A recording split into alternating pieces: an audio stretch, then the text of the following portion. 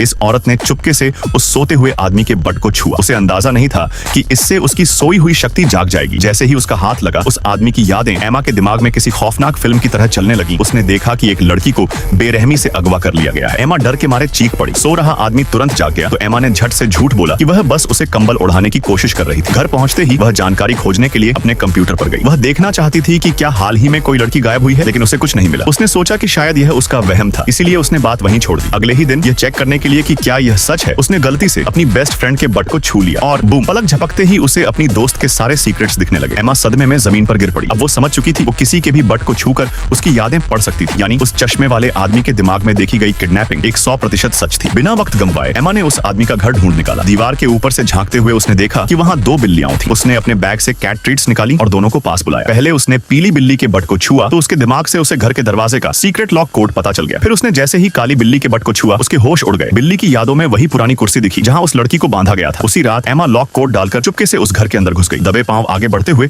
उसने बेसमेंट का आखिरी दरवाजा खोला और सचमुच वहाँ वो गायब हुई लड़की रस्सी से बंधी तड़प रही थी। एमा उसे छुड़ाने के लिए आगे बढ़ी ही थी कि तभी पीछे से दरवाजे पर एक परछाई आकर खड़ी हो गई। वह वही चश्मे वाला किडनैपर था।